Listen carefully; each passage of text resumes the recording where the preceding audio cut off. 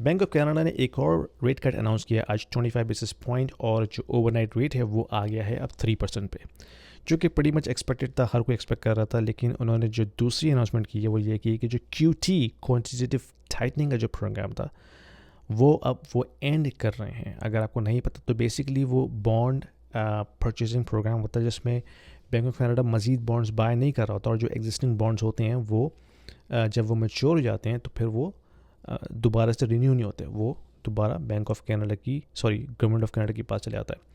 तो उस प्रोग्राम का वो एंड कर रहे हैं। That means the next step could be QE।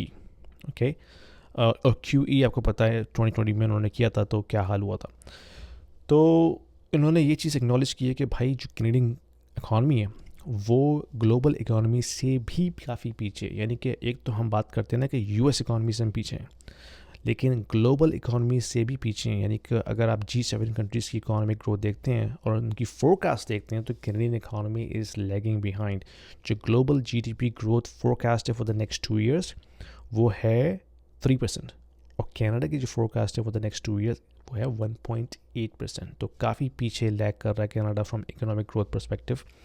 और मज़े की बात यह है कि उनकी अपनी फोरकास्ट में टैरिफ का कोई कंसिडरेशन नहीं है। यानी कि वो बैंक ऑफ कनाडा के चेयर ने ये एक्सेप्ट किया है कि हमें अभी पता ही नहीं कि उसका इम्पैक्ट क्या होगा, क्योंकि टैरिफ में बहुत सारी चीज़ें शामिल हैं। हो सकता है वो 25% अक्रॉस द बोर्ड लगे, हो सकता है वो सिलेक्टेड प्रोडक्ट्स पर लगे, हो सकता है कैनेडियन गवर्नमेंट जो है वो अपना रिटेलिएटरी टैरिफ भी लगाए US प्रोडक्ट पर। So many unknowns and uncertainties जिसकी वजह से उन्होंने टैरिफ्स को अपनी फोरकास्ट में शामिल नहीं किया है। दैट मीन्स अगर टैरिफ्स लगते हैं तो ये जो इकोनॉमिक फोरकास्ट मैंने आपके सामने पेश की है that could be even worst going forward. When it comes to investing, staying informed is everything.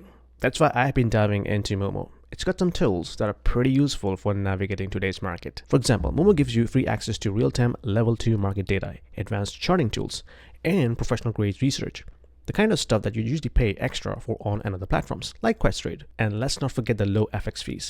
If you are trading in the US stocks, like myself, I don't trade TSX. Those savings can really add up over time. Pair that with the insight that you're getting, it's a game changer for making informed decisions. Plus, while you're waiting for the right market moves, your idle cash earns a solid 6% annual return through their Cash Plus feature. That's a nice bonus. So whether you're trading actively or just keeping an eye on the market trends, Momo is definitely worth a closer look. So you can start investing today by clicking on my referral link, which will give you $50 free credit to start with. Thank you, Momo, for sponsoring this video. Nothing from this content should be deemed as a financial advice. Please consider all the risks associated with the investing. Terms and conditions apply.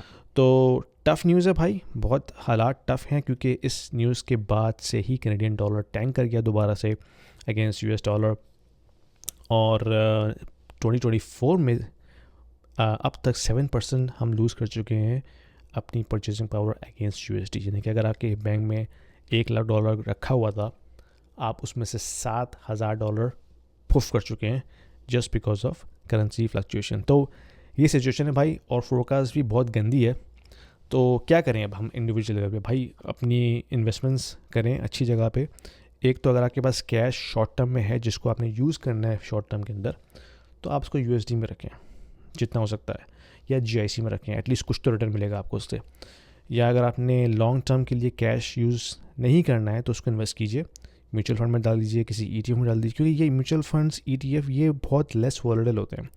अगर market crash भी हुई ना तो वो नीचे आएंगे, you can still dollar cost average them over the period of 5 to 10 years. वो फिर आपको प्रॉफिट देगा। वो किसी को कुछ नहीं पता, क्रिस्टल बॉल किसी के पास नहीं है, लेकिन at least we can plan accordingly. तो यही एक स्ट्रैटेजी नज़र आती है कि भाई या तो आप किसी हार्ड एसेट में इन्वेस्टमेंट करें, जैसे बिटकॉइन हो गया, गोल्ड हो गया, ठीक है। अब आप सब तो उसमें नहीं कर सकते ना, क्योंकि ये भी रिस्की एसेट्स हैं। बिटकॉइन काफ़ी वॉलेटाइल रहता है और अभी इस वक्त इतना हाई है तो हो सकता है नीचे आए तो वो भी, लेकिन गोल्ड ऑफ कोर्स वो भी ऑल टाइम हाई है। तो आप उसको स्प्रेड कर सकते हैं कि कुछ हिस्सा गोल्ड में डालें, कुछ हिस्सा बिटकॉइन में डालें, कुछ हिस्सा जो है वो स्टॉक्स में डालें, कुछ रियल एस्टेट में डालें। You can spread it across, लेकिन करना ही है कि आपने इसको लॉन्ग टर्म इन्वेस्टमेंट करना है। अगर शॉर्ट टर्म में आपको उस कैश की ज़रूरत है than don't put them into stock market, क्योंकि शॉर्ट टर्म में हमें नहीं पता कि मार्केट ने कैसे बिहेव करना है। तो अपनी इन्वेस्टमेंट का ख्याल रखें, क्योंकि जो इकोनॉमिक फोरकास्ट है कनाडा की वो बड़ी ख़राब है। and it is going to go further down.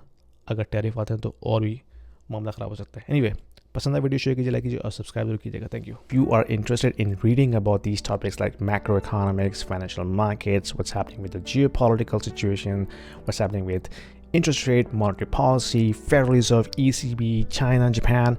I cover these topics in a very simple and plain English in a very digestible format. If you like to read about this, there is a link in the description about my newsletter that I send out every week. Do yourself a favor, click subscribe, and enjoy reading. Thank you. Sorry for the interruption, guys. Just wanted to let you know that I also offer one-on-one consulting calls to the individuals who are looking to discuss their financial planning, their investment strategies, their kids' education planning, their immigration moves, as well as the young professionals, because I have been in the tech industry for almost 20 years. So I also offer one-on-one consulting calls to the young professionals who are looking to have their career development discussion with me, and also personal branding as well. So if you are looking to have some sort of an expert opinion, there is a calendar link in the description below. Book a 30 minutes call with me and I will be more than happy to help you out.